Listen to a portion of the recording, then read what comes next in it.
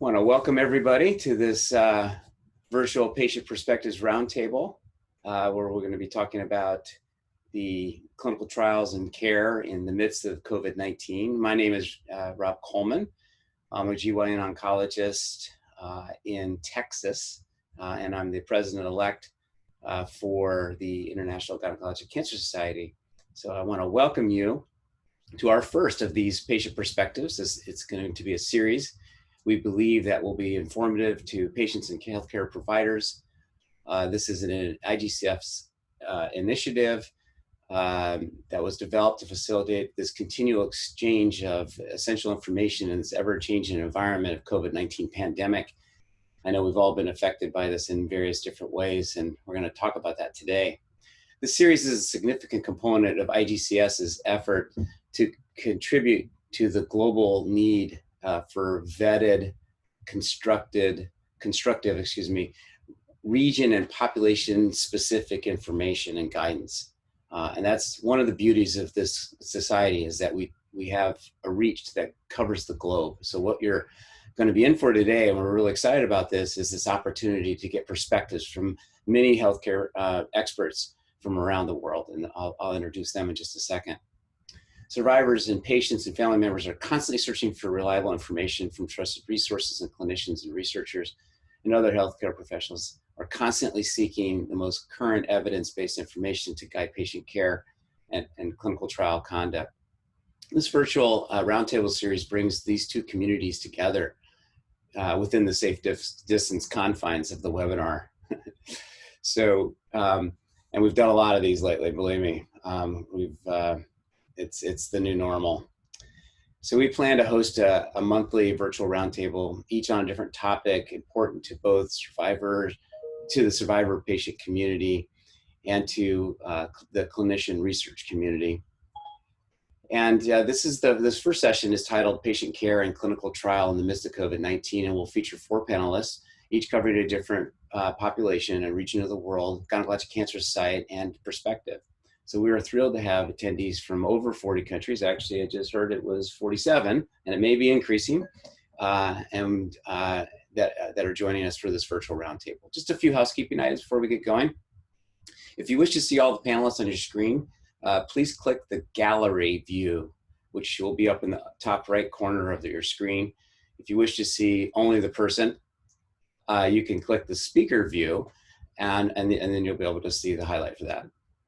We encourage you to submit your questions via the Q&A feature, which is at the bottom of your screen, and we will address as many questions as we can. So don't be shy. I know this audience usually is not, but go ahead and use that chat function. We'll be able to, those we pass along to me as the moderator, and I will pass those along to our panelists. Lastly, we'll be recording today's session, and it will be made available on the IGCS website in a timely manner. So I'd like also to acknowledge the generosity of the GOG Foundation for sponsoring today's session. Thank you so much, GOG. So today we have 4 presentations, and then we'll have a panel discussion, and that'll be followed by a Q&A session.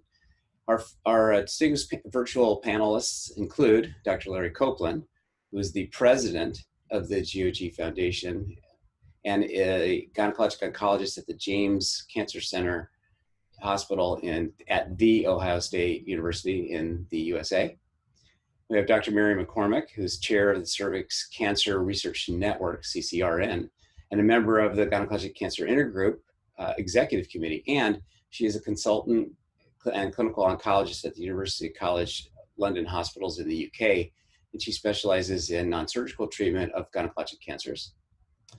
Dr. Mansoor Mirza, who's the chief oncologist at the Department of Oncology at the Rigshospitalet Copenhagen Hospital. He's the chair-elect of the European Network of Gynecologic Trials Group, or ENGOT, and he's a medical director for the Nordic Society of Gynecologic Oncology in Denmark. Dr. Mirza has been study chair of multiple clinical trials in gynecologic cancer and a good friend of mine for more than 3 decades. And then we have Ms. Dicey Scroggins, who's the Director of Global Outreach and Engagement at IGCS, and she's a 23-year ovarian cancer survivor in the USA. Dicey is a dedicated activist in global health equity. Excuse me, quality, I'm so sorry.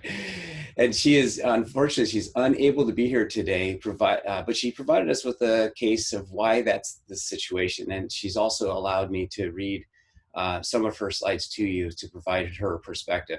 I have to admit, Dicey has been engaged in just about every aspect of patient care, research, grant funding, health disparities, advocacy, and she's one. I can just tell you, yesterday I was looking for some new information about health outcomes in research, and I found another paper that she was a part of, providing that perspective. So we are so grateful to have her with us, at least virtually. I know she's watching.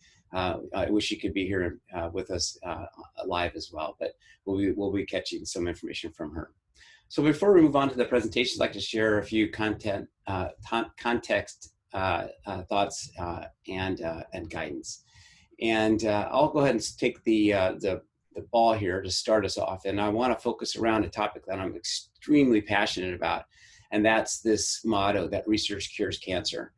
It's very hard to take a specific trial and say how it's pivoted the natural history of disease.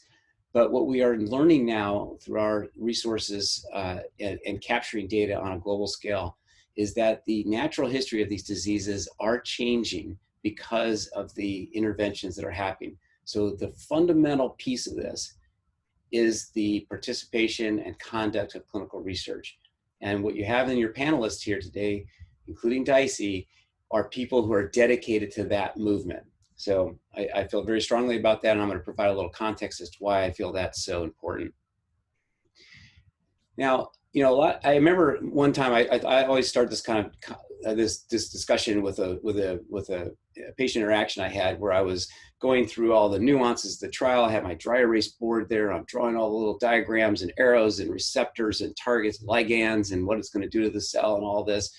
And I in front of a family, and so I got done, and I'm like, so what do you think? And the first question that she asked me was, well, what's a clinical study? And I said, well, but that's just what I was just talking about. So it can be overwhelming, but I just thought I'd just start with some baseline features, and that's that research is a project that directly involves patients. It can be focused on many different areas, and many people can be afraid of them because they feel like it's all experimentation. But you have to understand that these trials essentially are at really the tail end of what's called a development stream. And so for those of you who are familiar with the drug paclitaxel, which we use ubiquitously, this is a drug that was actually discovered in the late 60s. It didn't enter the clinic until more than a decade later, and it didn't become even through clinical trial work until the mid-90s. So it was quite a bit at the end of a long development plan. But why are clinical studies important? Well, because, these are three tenets I typically will try to pass along to patients and providers, is that these trials are important because until we have a curative-based therapy, nobody should be satisfied with the status quo. Okay, and I say that in context, but the status quo, or the standard of care, was defined through a series of clinical trials that were done because of the first point, was that the standard of care wasn't good enough. So we continue to develop a methodology to provide unambiguous data to define the next standard of care. And this process, one followed by two, one followed by two, one followed by two, is what's actually leading to this enhancement of the expected survivorship of patients with cancer. And I'll just give you just a couple quick examples. So this is these are ovarian cancer studies that have shown that patients that and institutions that provide clinical trial work are associated with better outcomes. So this is for those of you who are not familiar with these kinds of curves. Over here on the left-hand side is a probability, and over on the bottom is the time. And what you see is that these events, that there's more patients that are surviving longer if they are participating in or being cared for at hospitals that have clinical research. And this is patients that were actually enrolled into research, showing a better outcome. And as we become more and more knowledgeable about the biology, there are numbers of studies now that are looking at if patients receive treatment that was based on a molecular profile in a study, how they did versus those that were just given random. And that's what these two curves represent, both in progression-free and overall survival, that patients that were treated with matched drugs did better than patients that were treated with non-matched drugs. And these matched drugs were based on clinical trials. So what we know about clinical trials that are voluntary, the trial is guided by a document which we spend a lot of time developing called a clinical trial protocol. There are definite and clear guidelines as to what's the outcome, and we try to target those. There are multiple benefits, obviously, first exposure. There are other features that you need to find out about, like costs and whether or not there's any compensation involved with that. There are measures to preserve privacy and confidentiality. Ultimately, we have continuous monitoring for safety and efficacy that will be then levied into the next lines of treatment. So you'll hear these terms. We may talk about them even during this talk today. That we call them phase 1, 2, and 3. These are the way that we categorize clinical trials, and these are kind of like the characteristics. As you go from left to right, you can see that the goals are different. They're also different sized, and they have different processes. But ultimately, as we enter into the phase 1 and out the phase 3, what we're defining are new standards of care. And just to give you a hint of what's going on in the recent world of ovarian cancer, what I'm showing you here are the drugs that have been approved over the last several decades. So this starts back in 1960 and ends in 2020. So it's a 50-year time frame or 60-year time frame. And you can see that it's definitely heavily weighted to the right. Well, actually in the last 5 years, we've had 12 new ovarian cancer approvals. So this process is working, and we're bringing new drugs to patients. And as we learn more about the biology, this is only going to expand more. So it's critically important that we leverage all of what we have to try to bring these new products in to help deviate and transform the standard of care that will lead to longer outcomes for our patients. So I just wanted to give you kind of an update as why clinical trials are important, what they are, and how they work. And today what we're going to talk about are a number of ways that these have been impacted by COVID-19. Many of the questions that come up in these discussions have to do about patients that are actually on trial. And so we'll talk about those today. So with that, I'm going to close out, and I will introduce Dr. Copeland, who will take the next set of presentation. Larry? Great, thank you. And thank you to IGCS for the invitation to participate in this program. First, I would like to tell you a little bit about the GOG Foundation. So we're a not-for-profit organization based in the United States. We have over 300 research sites across the United States. We conduct clinical trials funded by both the National Cancer Institute and by industry sponsors. And we focus on the entire spectrum of drug development, essentially phase 1 through 3 to FDA drug approval. This year, 2020, we're actually celebrating our 50th anniversary. And during these 50 years, we have been involved in transforming the standard of care in gynecologic oncology through clinical trials through all gynecologic cancer sites. And in doing this, we, of course, bring new drugs to patients. We have a strong international collaboration with Europe through ENGOT, and Dr. Mirza will speak in a little bit, in Japan, Korea, Canada. I probably left off Australia here because we've done clinical trials with them as well. So now, COVID. COVID has had a huge impact on life, on everything, the world. And it certainly had an impact on clinical trials. So the factors altering patient care in general during COVID-19 pandemic have focused on a couple things. One is safety, and that is safety in terms of preventing the transmission, both for patients and patient families, and for the healthcare team and their families.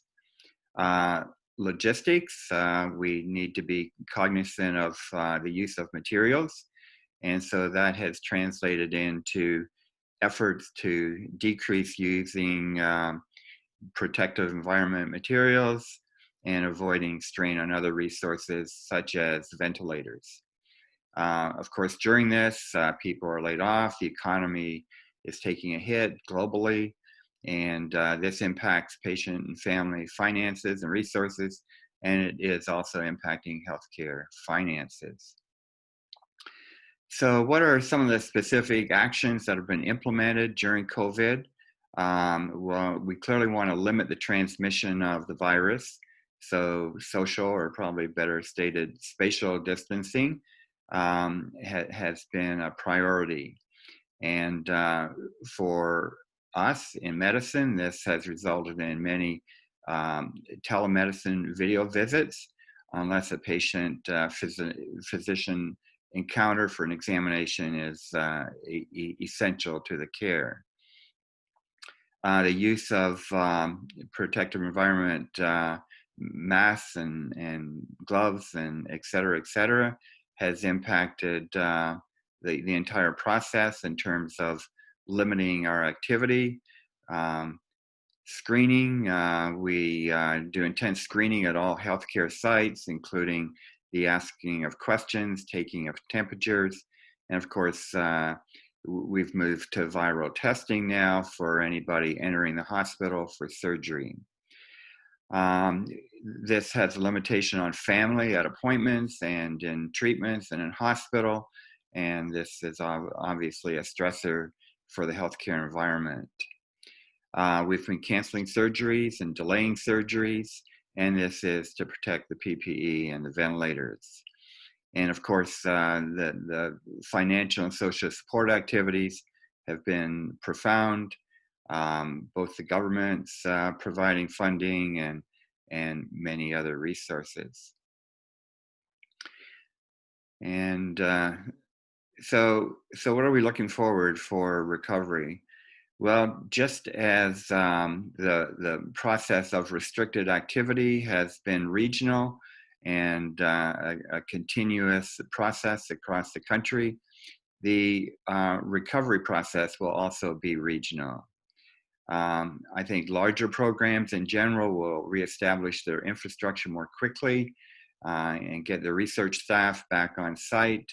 They've all been essentially furloughed to home for protection. Large physician practices may have more physician flexibility. We at Ohio State combined 2 of our clinics, 8 physicians down to 1 clinic and 1 physician and support team.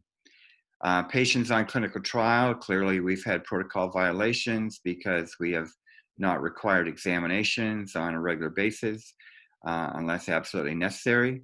We've also limited getting imaging done at times and getting various types of blood work done.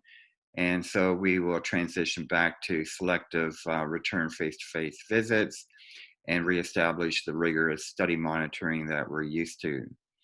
One of the curious things that we've noted here at Ohio State is that there has been a decrease in new patient referrals. This is very concerning because this suggests at the community level, with physician practices down and fear of patients, they perhaps are not reporting their symptoms that normally would be reported, and that would lead to diagnostic workup and the diagnosis of cancer. And so we may actually see a bit of a rebound in terms of number of cancer cases we see as COVID pandemic clears. Again, it's been a pleasure to be a part of this program, and I look forward to the other presenters and the questions at the end. Thank you. Thanks so much, Larry. Great overview. And as mentioned, GOG Foundation did provide some support for this, conference. So we're eternally grateful to you and your leadership for that.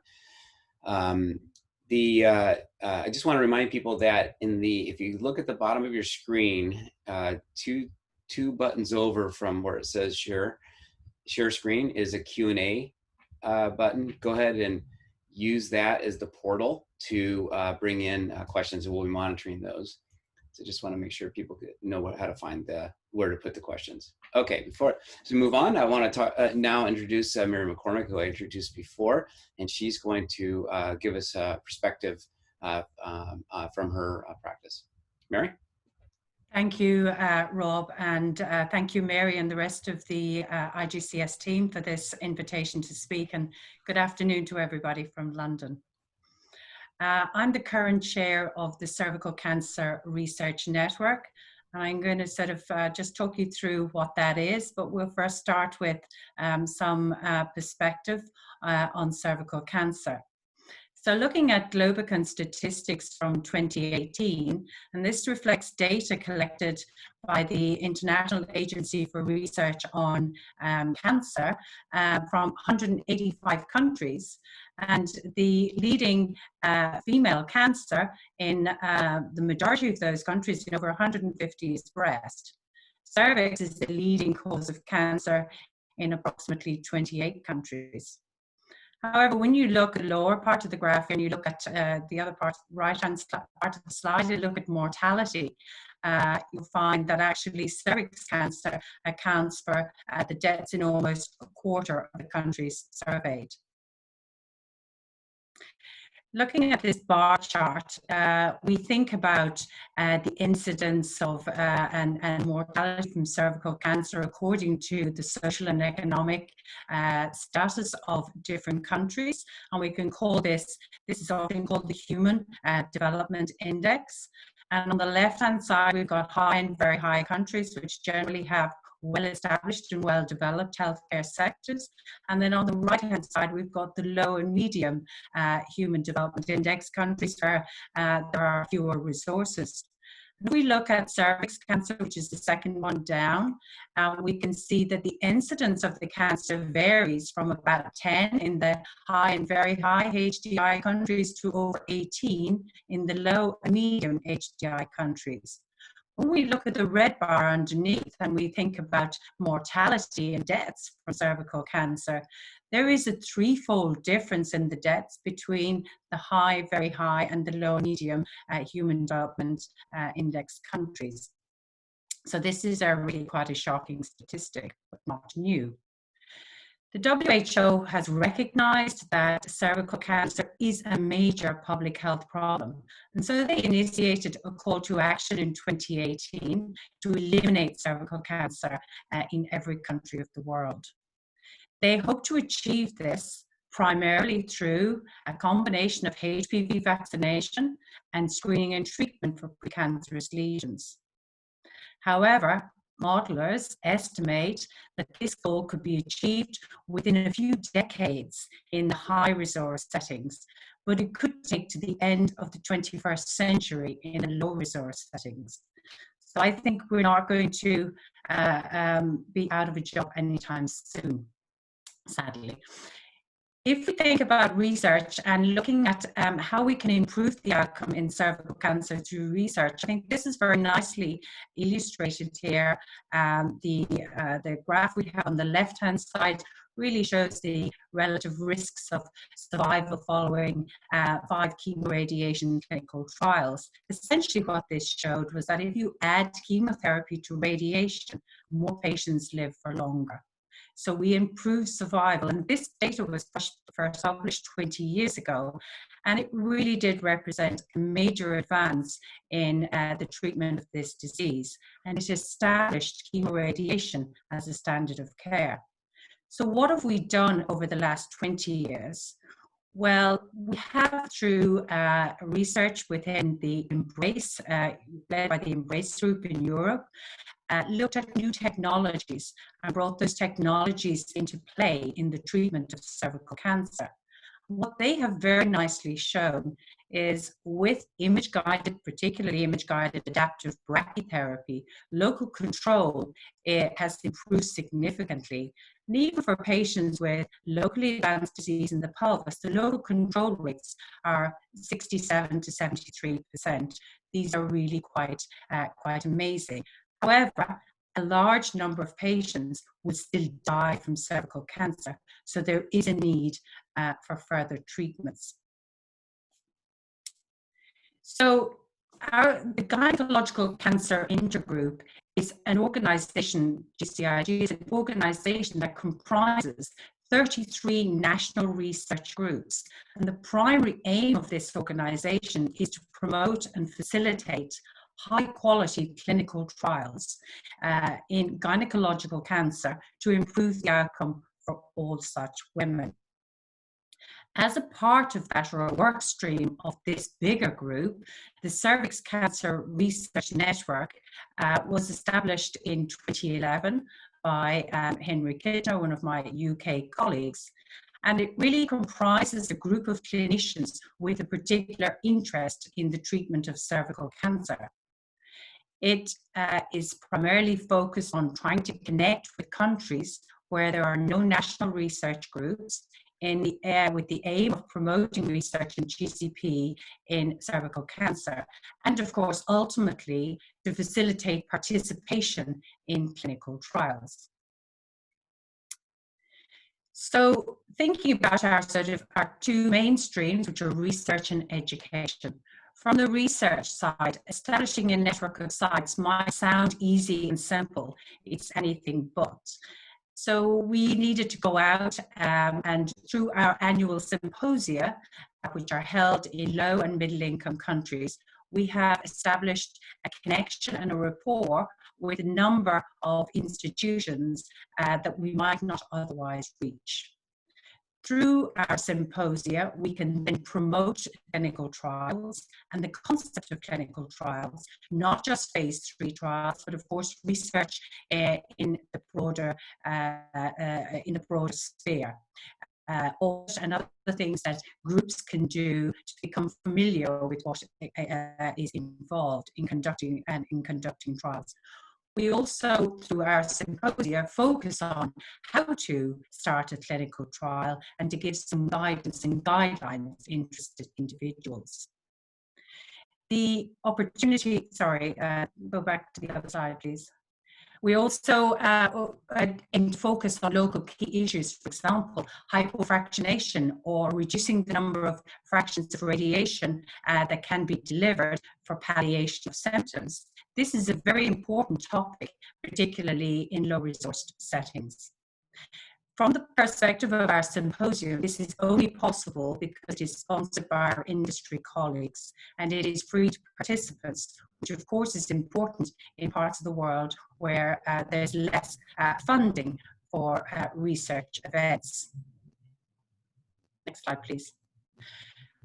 Currently, within we have 4 studies within the Cervical Cancer Research Network portfolio that are currently recruiting. In fact, SHAPE has just completed recruitment, and this was led by Mary Plant from Canada, and was really focusing on the extent of surgery in early stage cervical cancer.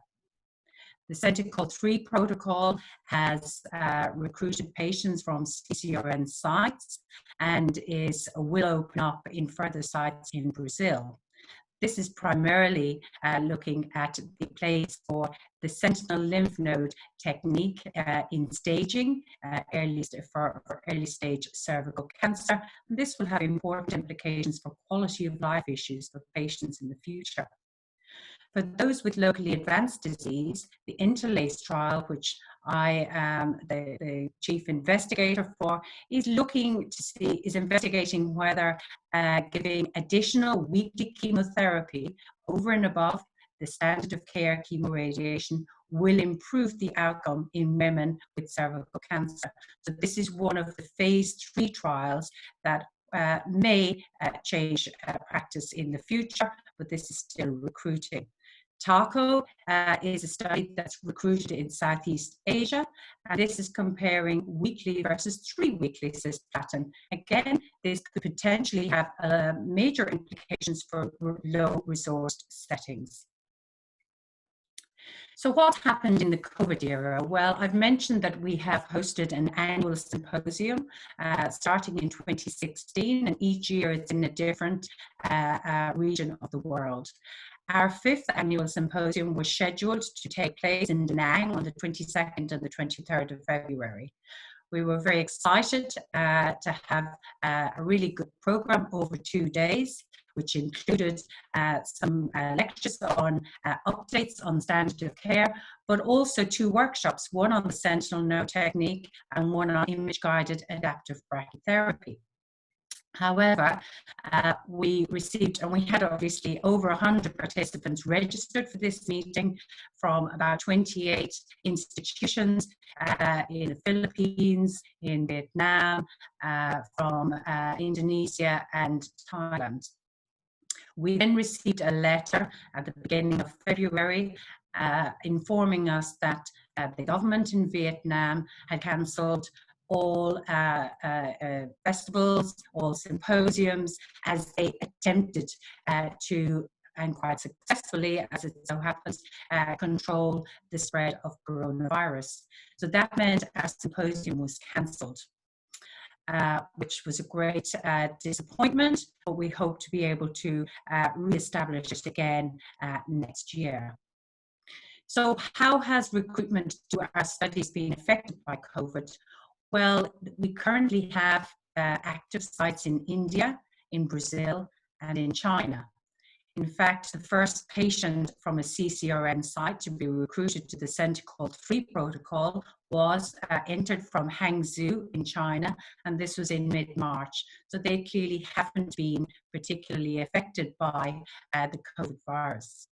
Unfortunately, the interlace recruiting sites in India have had to pause recruitment because they have had significant issues with COVID in their centres, as have had many other countries.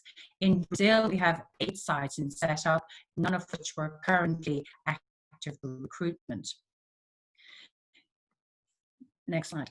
So turning to our own practice, so go back please. Turning to our own practice in the United Kingdom, our National Institute for Health Research issued notice on March 19th to pause the setup for any new or ongoing studies at all NHS and social care sites, apart from those that were focused on COVID-19.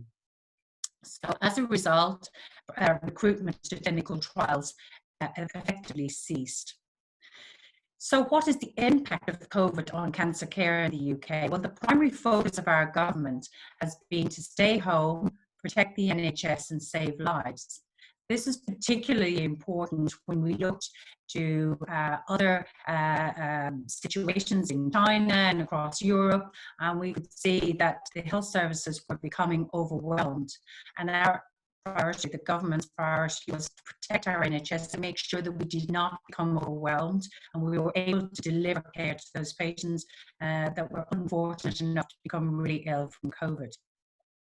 This also resulted in a suspension of our national screening programs, which is going to have a knock-on effect on the volume of new cancers for the future. There was a prioritization of care, which was particularly in medical oncology down to 6 levels. So patients who were perhaps having 4th or 5th line chemotherapy in a very palliative setting, some of whom certainly had their treatment terminated. There was also a massive fall-off in attendances at our GP practices, our primary care physicians, and in our emergency rooms. And consequently, we have seen a fall in the number of new cancer cases. We're sure this doesn't mean that there's less cancer, it's simply people are more afraid of COVID than cancer. So COVID has certainly temporarily impacted all of CCRN activities, from trial recruitment to our annual symposium. However, we must do all we can to prioritise particularly the current standard of care treatments for women with potentially curable cervical cancer, because there is no doubt that delays cost lives. We need to minimise the delays and avoid any treatment interruptions, particularly for women who are currently on radiation. And I think the time is now to refocus our spotlight on the importance of cancer care and to remind our patients that it can be delivered safely. Thank you. Thank you so much, Mary. We have a lot of questions coming in about Cervix, so we'll get back to that in the Q&A session. Before that, I'd like to welcome Dr. Mansoor Mirza to give us his presentation on the ENGOT and the cooperative group trials that are going on in Europe. Hi, Mansoor. good afternoon. Thanks, Rob. First of all, thank you, IGCS, for inviting me, for arranging this very important webinar. Before starting discussing the COVID, I would like to inform a little bit about what is ENGOT. And we are only 13-year-old organization, so we are a teenage of our. I don't think I can use my mouse, use my pad to. Can I get the screen, please? Control. Okay, thanks. So what is ENGOT? ENGOT is a research group, research network of European Society of Gynecologic Oncology. And we were founded in Berlin in 2007. It's a network of national and regional cooperative groups. ENGOT coordinates and promotes clinical trials within Europe. And this coordination is particularly relevant for academic clinical trials. And we have 21 groups from 25 countries, and we have a great collaboration with GOG in US, with Japan, Korea, Australia, New Zealand, and Singapore in the East, and of course, Princess Margaret collaboration in Canada.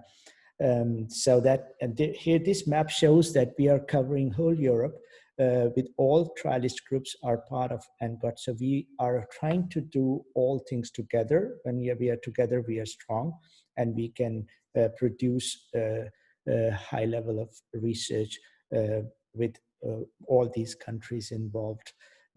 Next slide, please. So our mission is basically to bring the best treatment to gynecological cancer patients through the best science, and enabling every patient in every European country to access a clinical trial. So this is our basic mission of ENGOT, which we are working on. Next slide, please. And just a little bit of statistics, what we have achieved in 13 years, that we have 84 trials, where 25 are recruiting, 35 have already closed and finished the recruitment, and 4 are stopped, and 20 are about to go. This gives the activity, and you can see that we are, mostly the trials are in ovarian and cervical cancer, but also in endometrial. And this slide is a little bit old, 6 months old. In cervical cancer, we already have more than 13 trials which are there. So it's the process is moving much faster. Next, please.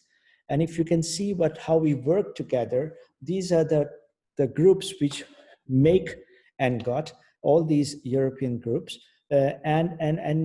so one group leads and others collaborate. And you can see that all groups, we try to make sure that all groups have a chance to lead a trial. And if there is a new group, we help them to develop the know-how so they will be able to lead the next coming trial. So that's probably the success, that we don't want just 1 or 2 groups to lead everything. We disperse all the trials among us and help others to lead. And that has brought us to get quite a few drugs into clinic by approvals. And these are just the examples of bevacizumab, of PARP inhibitors, of surgical trials. So I think in the very short history of ENGOT, we have managed to achieve quite a lot to improve the management of our patients considerably. Now coming to the cancer care during COVID-19. It would be quite a difficult thing for me to discuss, because we are talking about different European countries, and as you know, that some countries are very seriously affected, like Italy, Spain, UK, and others have had a much easier course, like my country, Denmark. So I will try to give you an idea where we stand with the situation in European countries. Most countries have tried to maintain the cancer diagnostics and care with some modifications. And modifications could be that, First of all, minimize patient visits to hospital. That is important. Keep the patients away from hospital to keep the risk of infection as low as possible. All follow-up visits are, in most of the countries, are changed to web-based or by telephone calls.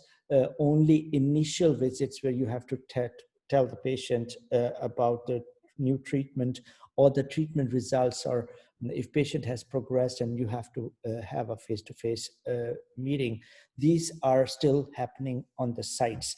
And that is probably all over in Europe is like that. And change in palliative treatment has also taken place. For example, for if there is a radiation therapy required for bone metastases, we would rather go for single fractionation than multiple fractionation to keep the hospital visit as contact as low as possible. Coming back to these changes in the hospital visits, I think it is important to understand that that is a violation if a patient is in clinical trials. But all health authorities have accepted, we have written to all health authorities of the countries and explaining how we are doing that and how we are trying to have a safety control in that, how we are trying to do the monitoring by telephone, and all authorities have accepted that during the COVID period, we may not see the patients face to face every 3 weeks or whatever is required by protocols. I'm emphasizing that because I saw one question prior to this meeting came in from some of you who were scared that if they are not coming, if they are not being seen, they may be thrown out of the clinical trial. No, it is not going to happen. We can assure you, we are making sure that we keep the patients in the clinical trials. Then comes the, in a few centers, maybe more patients are receiving the neoadjuvant chemotherapy to delay the surgery. It has happened in some centers where some of the intensive care wards were moved to the COVID wards, and the capacity, there was a capacity problem. But I think most of these things are now being changed back to normal, even in Spain and Italy, in northern Italy. So I hope that soon we will be slowly coming to more and more a normal situation as possible. When it comes to the curative treatment and diagnostics, absolutely there is no change in that. That is a general statement I discussed with my colleague Nicoletta Colombo, who is in Rome. And she told me that they are screening new patients for protocol. They have never stopped, and they're working all together as normal. But when we come to Madrid, to my colleague Antonio Gonzalez, and I talked to him, and they told, no, we are not allowed. It's all locked, no surgeries, no new patients. So it's such a difference between countries to countries. It's directed by the authorities, but now everything is gradually coming to normal. So I hope that that yes, we are not getting rid of COVID, unfortunately, in probably not this year, but things are coming more and more normal, and we would be having cancer care as close to normal as possible. Next slide, please. So what in ENGOT, what we did was, together with ESCO, we arranged webinars for our colleagues, and there was a series of webinars for ovarian cancer, for endometrial cancer, for cervical cancer. For cervical cancer, Mary, you was one of the who joined that actively as well, and that was very successful because colleagues were very scared how we are going to deal with the patients, how we are going to what we should do if a patient is receiving immune therapy, if patient is, may patient receive maintenance therapy. There was some discussions that, well, don't give maintenance therapy because this is high risk, and so on and so on. So all these things were cleared in that seminar very well. And we have already performed an ENGOT patient survey. We are waiting for the collection and results. And we are trying to move all the activities among ourselves to web-based, and encourage all groups and pharma industry to screen and enroll patients in the clinical trials. That is our most important task, also to convince industry not to stop their trials during COVID and so we can keep on enrolling, screening and enrolling patients. So, we are continuing to initiate new trials. Again, in not all countries, this is from country to country, there's difference, but now things are moving to the right direction in European countries, and probably all countries will be initiating new trials very soon. Thank you very much. Yeah, that's it. Thank you, Mansoor. Very, very interesting. And we'll get there's been several comments that are coming in. Again, I encourage you to use either the Q&A or the chat function. We're watching them all. If you have questions and comments for the panelists here, and there's been several of them that have come up around, and basically what your last two slides showed, which is how it's affecting you guys there. And I'll be interested in getting some of the perspectives from the others as well. But before that, I'd like to sit in for Dicey, who unfortunately couldn't be with us today, although I know she said she'd be listening in live. So go ahead and move me. She is as mentioned, she's a cancer survivor herself, and unfortunately she's had some personal family issues that have taken her away from this this live meeting that she's dealing with, that has to do with COVID. Not herself, but her family, and she wishes best to everybody in the audience, and I really thank her for the really for the impetus to get this particular group together and to provide a perspective. But I wanted to read some. She had a number of slides, and I wanted to read this one to you, because this is one that she uses frequently to at the end of her talks when she speaks at these meetings, and I think it's particularly fitting. So let me read this. This is a tribute that she said, a tribute to patients and survivors. In remission, in recurrence, in active treatment, and in every conceivable state of personal discomfort and challenge, cancer survivors advocate for themselves, their families, their friends, their neighbors, and strangers unable to advocate for themselves. Educate health professionals and the general public about cancer prevention, access to care, and treatment, about the everyday personal side of life with and after cancer. Participate in scientific review panels and clinical trials. Walk, run, and wheel in chairs in support of research funding and legislative action. Put human faces and real lives on the disease. Advocate and fight for equal access, quality care, and the best possible quality of life for everyone. Choose hope, even when despair is so tempting and requires so little. And understand that every second, every new dawn is a gift, a blessing undisguised. Thank you, Dicey, so much for that work. And I can tell you, having worked with Dicey for many years, and as I mentioned, her being engaged in so many aspects of advocacy, from patient level through the granting process and clinical trials, she has been there to fight for us. This is the thing that she, this is the, part of why she's not here. Says everything about COVID-19 is personal for my mother, my sisters, and for all families struggling and stumbling through this hostile territory, this treacherous stretch that just drops off suddenly into an abyss. I thank you, not because I'm certain of their recovery. I'm not.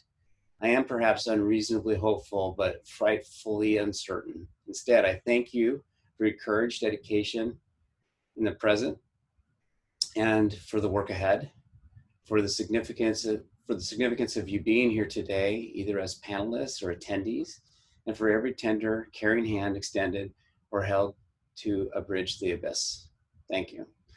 So we take these to heart, Dicey, and we miss having your face here. We know you're listening, and we thank you for your vision to help make this move forward. Okay, so with that, I'm going to, we've got a little bit of time now that we're going to open up for some questions. Thank you for sending these in. Many of them are, some of them were generated during the pre-screen part, and I'm going to try to address as many questions from the audience as I can. We have a number of them, so please keep sending them in, and we'll try to collect as many as we can. One question I want to start with,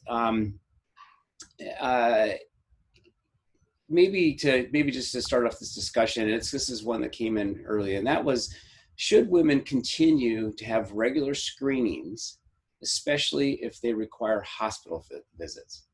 So maybe Mary, let me ask you to opine on that. I would say yes. I think once the healthcare professional is fully attired in PPE for any generation of aerosols, then it should be perfectly safe for the healthcare professional. The rooms are clean. What we do in our institution, the rooms are cleaned and aired for at least 20 minutes between patients. Mm-hmm. So it should be safe for them.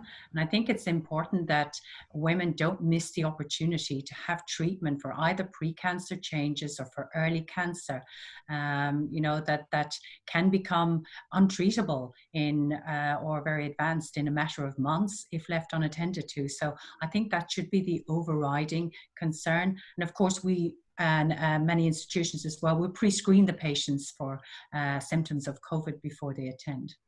Mm-hmm. Yeah. Mansoor, your place?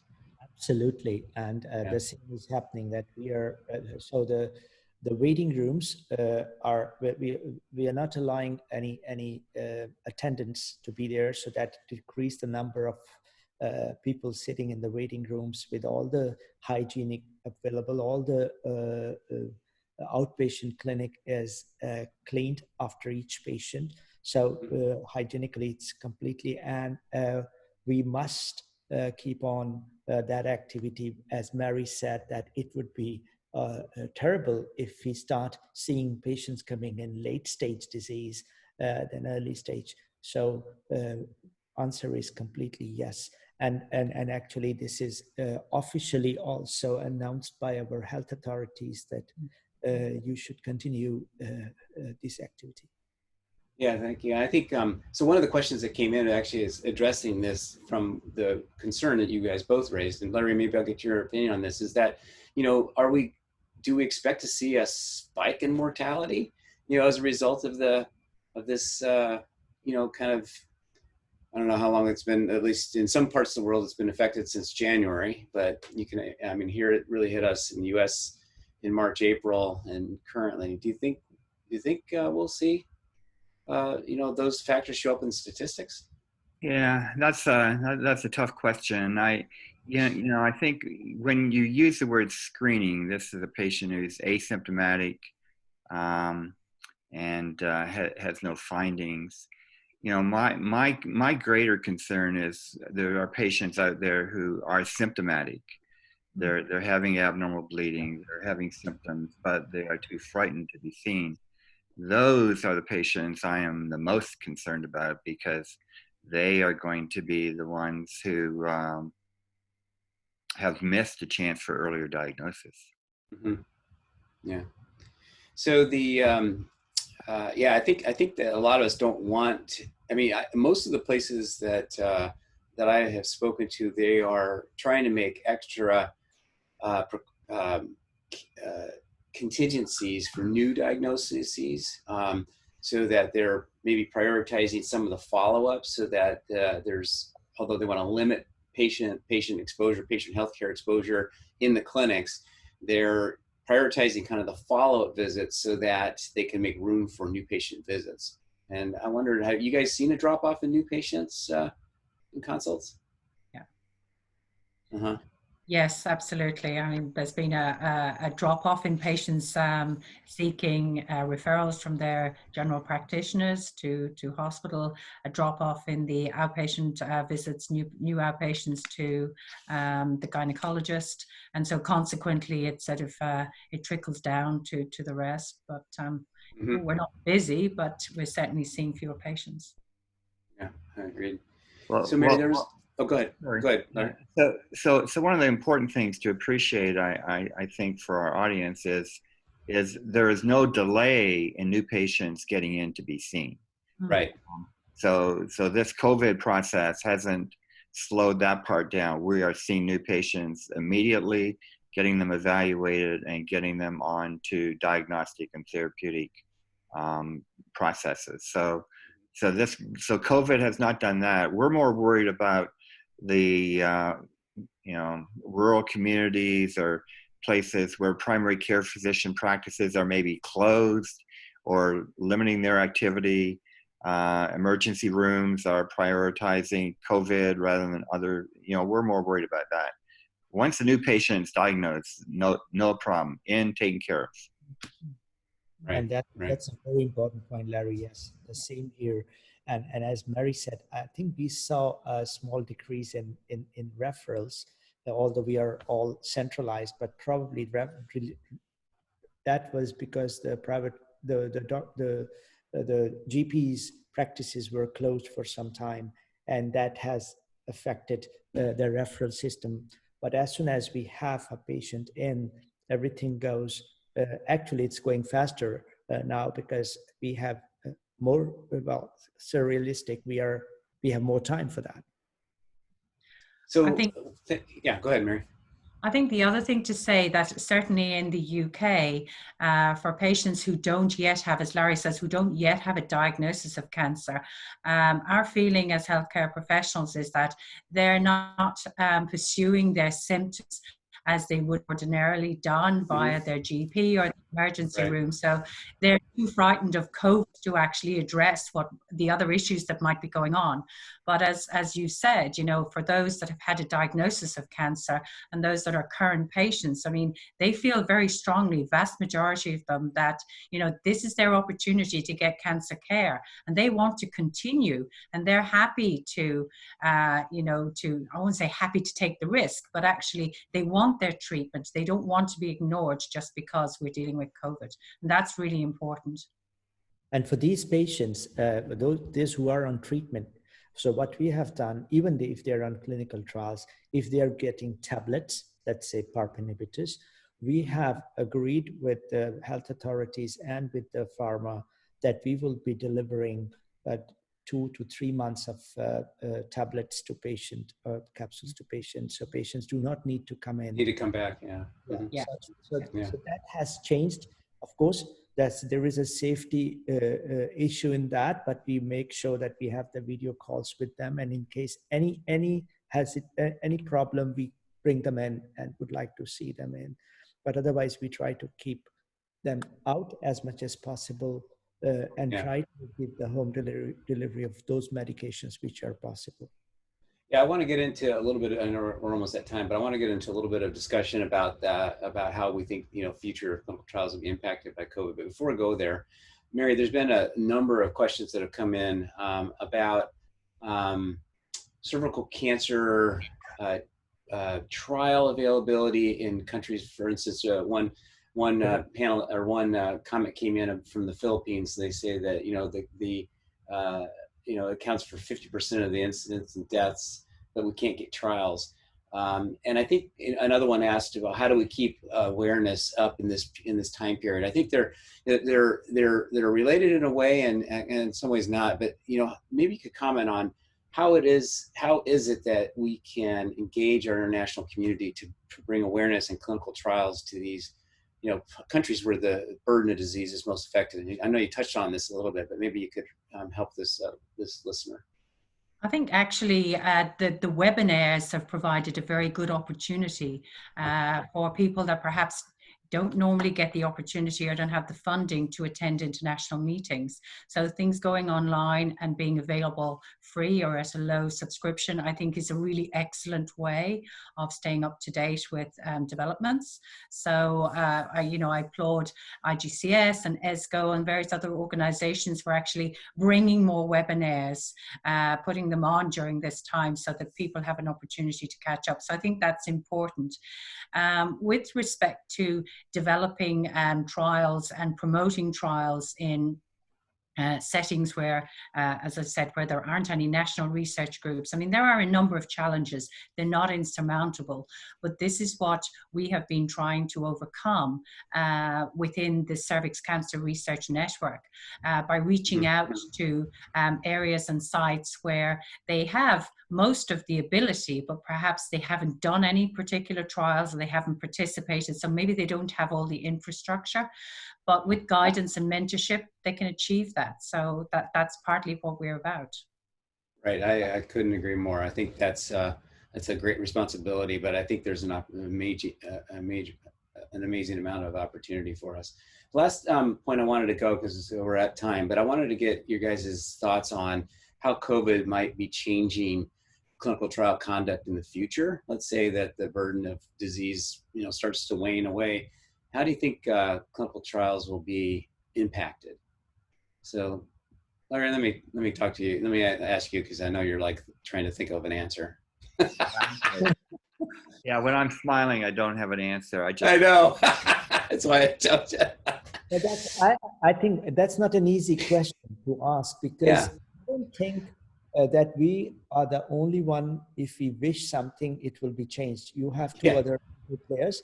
That is the FDA and European Medicines Agency, who decide how it's going to be, and it is the pharma industry. So I'm not sure that we can easily answer that question. Right. So let me preface that. I guess what I was getting at, and I should have been more specific, is that because there's been more remote monitoring, e-consenting, e-follow-ups, changes in drug distribution. So these things that you guys have already kind of touched on in your respective talks, those things are happening now. I think that the ASCO has organized a letter to the FDA specifically addressing ways to make trials more available through these technologies that we're now leveraging because of the current issue. And I think about this because we don't talk enough about how we can engage the broader audience, women of color, under-resourced settings, and my hope is that we could advocate for allowing less restrictive eligibility criteria, more flexible opportunities to monitor patients and enroll them on trials, just so we can continue to open up that opportunity. And I'm just curious, is this the first step that might start that, or is this pie in the sky? I'm hoping it's the former. I hope it will be. And I think the other thing that struck me, as I'm sure it will of the rest of you, is the speed with which we've been able to get clinical trials, COVID trials, up and running. Yes, that is so true. Astonishing. Yes. And I would really like to see this rolled out across clinical trials in other settings, particularly in cancer, where the delays and the time it takes to get studies open, it's truly breathtaking. But if we can do it for COVID in 6 weeks and we can get trials up and running, why can't we do it in cancer? Can we learn some lessons? Yeah, well, I'm with you. Can our health authorities learn some lessons out of that? Mm-hmm. Yeah. Right. That's amazing. I thought one of my colleagues said, when I'm submitting a new trial application, can you just write COVID-19 on the top? Exactly. Yeah. Somewhere put it in the title. Yeah. Well, I will tell you that you all of you have fans.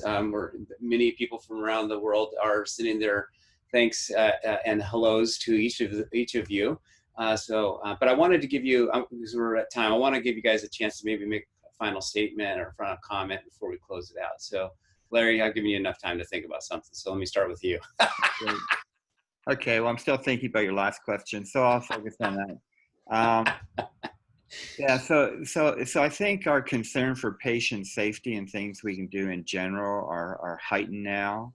And so I think we will see a continuation of that, and that may be through telemedicine visits, et cetera. The other thing that we're going to have to deal with is this has impacted resources in the United States of everyone, patients, doctors, healthcare facilities. So I think we're going to see more of a focus on conducting medicine, hopefully in a more cost-effective manner, And that includes patients not having to drive 300 miles for their weekly cancer treatment, kind of trying to work on solutions for that. Yeah, great. Mary?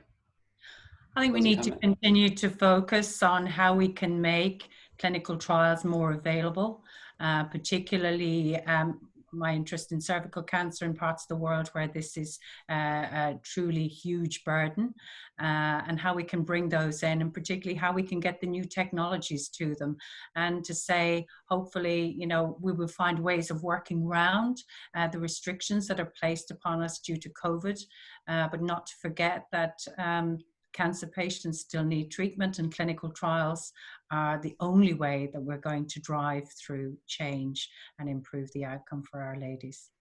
Thank you. Thank you. Mansoor? So again, I want to reassure that safety is all the most important thing, and we are taking all the measures for the patients in the trial or outside the trial to make it as safe as possible. But I want to really repeat this, that no patients will be dropped off trial because of COVID. They are not can't be compliant or something. It is not going to happen, and we are not decreasing the activity of clinical trials, screening and new patients, and starting the new trials. So I completely agree what Larry just said, that hopefully that we will learn from that we will make these trials less more cost effective and available to much broader population. If we are allowed to make the new trials possible to give chemotherapy at the local site, then they should drive all the way, and so on and so on. So I completely agree, and hopefully we would be able to amend the new trials in a way that patients do not need so much hospital visit, but we can have telemedicine some way added to that. Yeah.